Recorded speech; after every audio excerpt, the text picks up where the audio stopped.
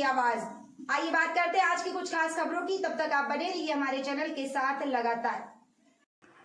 Bhopal railway station पर नवनिर्मित station भवन का लोकार्पण किया गया। आपको बता दें कि आज प्रदेश के चिकित्सा शिक्षा मंत्री श्री विश्वास कैलाश सारंग और भोपाल साध्वी प्रज्ञा सिंह ठाकुर ने भोपाल रेलवे स्टेशन पर नवनिर्मित स्टेशन भवन का लोकार्पण किया। इस अवसर पर प्रदेश के चिकित्सा शिक्षा मंत्री श्री विश्वास कैलाश सारंग ने कहा कि माननीय प्रधानमंत्री श्री नरेंद्र मोदी जी की नेतृत्व वाली भारतीय जनता पार्टी की सरकार में रेलवे इंफ्रास्ट्रक्चर में आमूल परिवर्तन हुआ है, जिससे आत्मनिर्भर भारत की प्रगति में भारतीय रेल अपनी महत्वपूर्ण भूमिका का निर्वहन कर रही है। भोपाल में एक भव्य और सर्व सुविधायुक्त इस भवन का निर्माण लगभग 20 करोड़ रुपए की लागत से संपन्न हुआ है, जिसमें बुकिंग काउंटर, त्वरित आरक्षण काउंटर, सहयोग काउंटर, ब्लॉक रूम के साथ ही विशेष रूप से बेबी केयर रूम और किड्स जोन का भी निर्माण किया गया है। नवनिर्मित स्टेशन भवन के लोकार्पण समारोह के अवसर पर DRM श्री सौरभ बंदोपाध्याय, स्थानीय जनप्रतिनिधिगण, वरिष्ठ भाजपा कार्यकर्ता और रेलवे स्टेशन के अधिकारी कर्मचारीगण सहित रेलवे यूनियन के सदस्य मौजूद रहे। प्रदेश की आवाज के लिए दीपक वर्ते की रिपोर्ट। ये भोपाल का स्टेशन का नया कलेवर केवल इस बात का उदाहरण प्रस्तुत नहीं कर रहा है कि रेलवे में विकास हो रहा है। ये नया कलेवर इस बात को स्थापित नहीं कर रहा है कि स्टेशन पर कुछ नया रंग रोगन हो गया, रेनोवेशन हो गया। ये नया स्टेशन और इसका उद्घाटन आज इस बात को स्थापित कर रहा है कि नरेंद्र मोदी जी ने इस देश के कलेवर को बदला है, इस देश में विकास की गंगा को। 75 साल की आजादी के बाद इस देश के हर आयाम पर मोदी जी ने काम किया। मुझे याद आता है 15 अगस्त 2024 का वो लाल किले का भाषण, जब नरेंद्र मोदी जी ने इस देश की जनता को प्रधानमंत्री के रूप में संबोधित किया था। उन्होंने उस समय एक छोटी सी बात कही थी। उन्होंने कहा कि मुझे लगता है कि हम सबको इस देश को यदि बड़ा देश बनाना है तो हमें अपनी अंदरूनी जो समस्याएं हैं उस पर विचार करना होगा। हमें सबसे पहले यदि कभी विचार करना होगा तो वो स्वच्छता पर विचार करना होगा। और उन्होंने उस दिन नारा दिया था कि एक एक घर में हम टॉयलेट बनवाएंगे, शौचालय बनवाएंगे। हमारे विरोधियों ने उसका मजाक उड़ाया, कहा था कि एक देश का प्रधानमंत्री लाल किले की प्राचीर से भाषण देता है, वो टॉयलेट की बात करता है। कहा गया था कि हिंदुस्तान पाकिस्तान के संबंधों की बात करो, अंतरराष्ट्रीय स्तर पर हिंदुस्तान का मान और सम्मान कैसे बढ़े, इस पर बात करो। पर नरेंद्र मोदी ने कहा था कि नहीं, मैं घर घर में शौचालय बनवाऊंगा।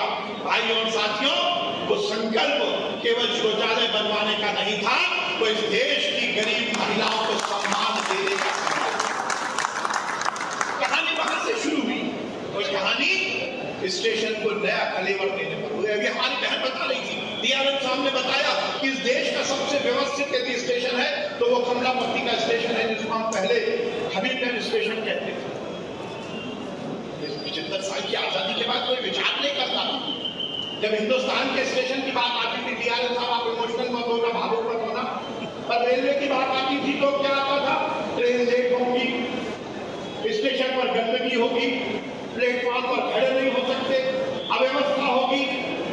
परंतु इस देश की सरकार ने इस बात को स्थापित किया कि यदि इस देश का सबसे बड़ा आवागमन का साधन रेल है तो उसका स्तर उसी तरह बढ़ेगा जैसा एयरपोर्ट का बढ़ता है।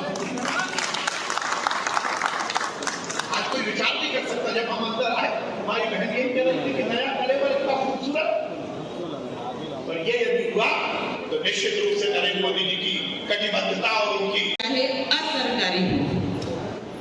और इसलिए जब देश में, हम जिस देश में रहते हैं, यहाँ खाते हैं, पीते हैं, रहते हैं, अपना जीवन यापन करते हैं, इस पुण्य भूमि को, इस जन्मभूमि को नमन करने के लिए हम प्रतिदिन अवसर ढूंढते हैं और जोर से बोलेंगे, यह विचार करके इसमें कहीं कोई भेद नहीं है। जोर से बोलेंगे,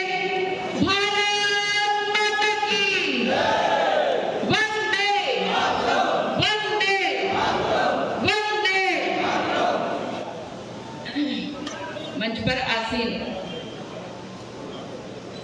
हमारे स्वास्थ्य चिकित्सा मंत्री माननीय विश्वास सारंग जी, माननीय DRM साहब, समस्त रेलवे स्टाफ, हमारे वरिष्ठ कार्यकर्ता मंच पर विराजमान और सांसद प्रतिनिधि जो समक्ष विराजमान हैं, अन्य सभी उपस्थित बंधु बांधव, भगिनी, ऐसे अवसर भारत में प्रतिदिन आने लगे हैं। 2019 के पूर्व जब भी नाम आता था तो साल में कितने बार लोगों को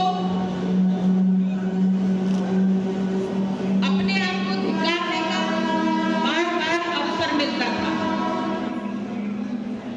और ये कहा जाता था कि हमने क्या किया, क्यों इतनी गलती हो गई, क्यों ऐसा करना पड़ रहा है कि हम अपने ही देश में और भ्रष्टाचार के हम भी भागी हो रहे हैं। कितने प्रकार के भ्रष्टाचार हो सकते हैं कि कांग्रेस के शासनकाल में भरपूर देखने को मिला। सूची की सूचियां निकलने लगी। ये माइक ठीक करिए।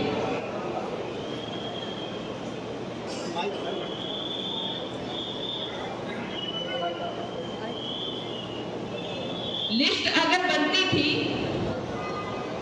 तो वो लिस्ट घोटालों की हुआ करती थी। वर्तमान समय में 2019 से ऐसा क्या हो गया इस देश में कि सूची निकालो तो उनके घोटालों की सूची